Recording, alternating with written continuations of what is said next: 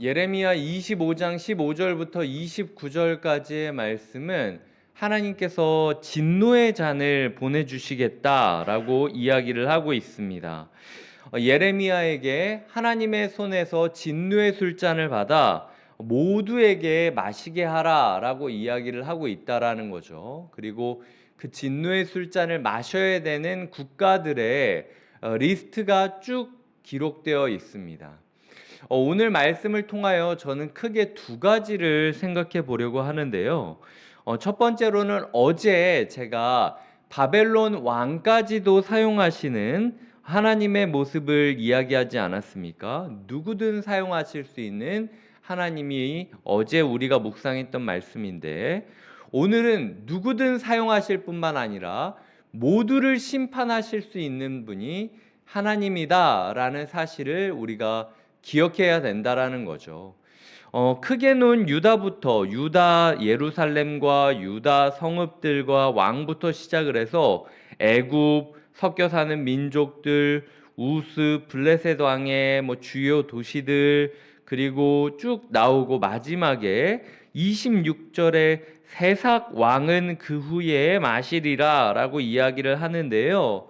학자들은 이 세삭이라는 단어에 그 암호가 있다라고 이야기를 하고 있습니다. 그래서 히브리어 알파벳을 뒤집어서 이렇게 표기를 하면은 바벨론이라고 기록이 된다고 해요. 그래서 이것은 바벨론을 뜻하는 암호라고 보시면 될 것 같습니다. 그러니까 유다, 예루살렘과 유다부터 시작해서 이스라엘을 주요시하는 주요 국가들을 다 이야기하고, 마지막으로는 이스라엘을 잡아서 가두는, 포로로 끌고 가는 바벨론까지도 하나님의 심판의 대상, 하나님의 진노의 술잔을 맞이해야 되는 사람들이라는 거죠.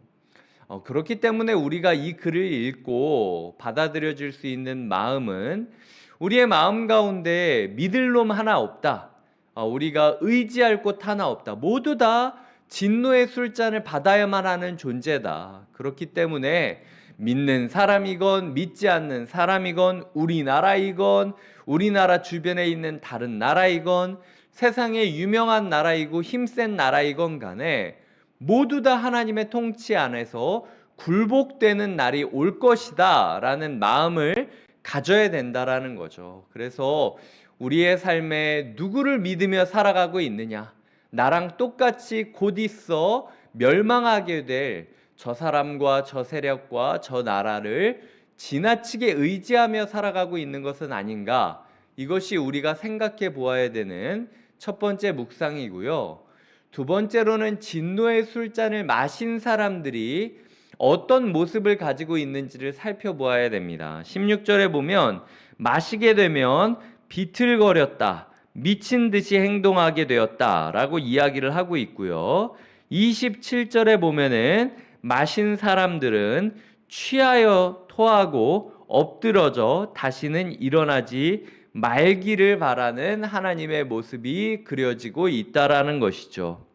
이 시대의 모습이 이렇다라는 겁니다. 이 시대가 바로 비틀거리는 시대, 미친 듯이 행동하는 시대, 그리고 취한 시대, 토하는 시대, 엎드려져 버리는 무기력한 시대, 다시는 일어나지 않을 정도로 소망이 없는 시대라는 거죠.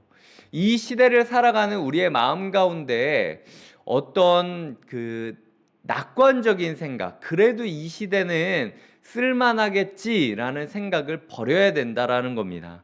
이 시대는 철저히 비틀거리는 시대고, 그리고 각자가 이게 어디로 가는지도 모르면서도 미친 듯이 자기의 말이 옳다고 이야기를 하면서 칼을 휘두르는 시대고, 그리고 각자가 자기가 원하는 것에 중독되어 취한 채로 살아가는 시대이고, 토하여 괴로워하면서 자기의 속을 다 내뱉고 무기력해진, 엎드려진 시대일 뿐만 아니라 다시는 일어나지 못할 정도로 소망이 없는 시대라는 거죠.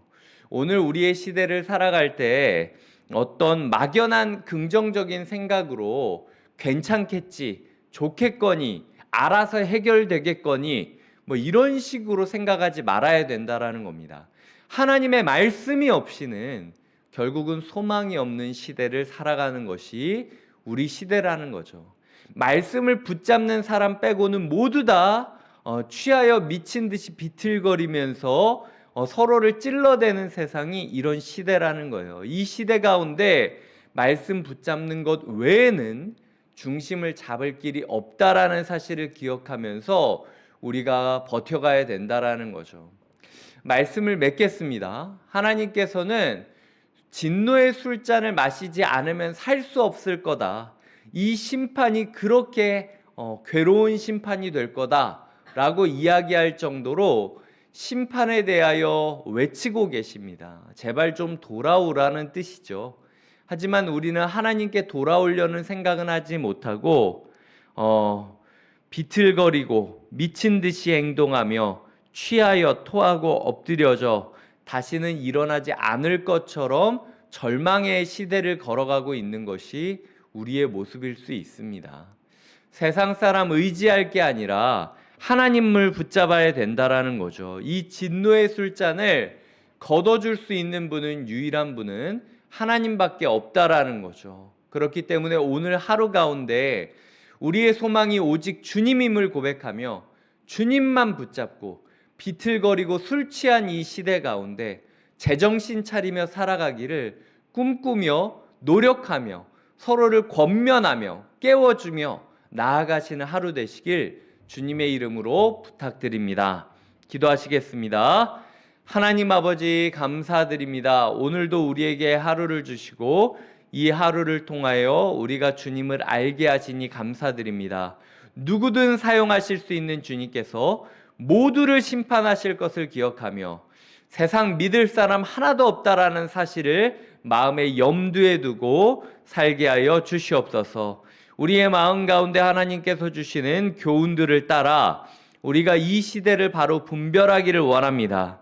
하나님, 이 시대는 비틀거리는 시대이며 미친 듯이 행동하는 시대이고 취한 시대이고 토한 시대이며 그리고 엎드려져 다시는 일어나지 않게 되는 시대임을 기억하며 이 시대의 여러 악하고 연약한 모습으로부터 마음을 바로 세우는 말씀의 사람이 되게 하여 주시옵소서.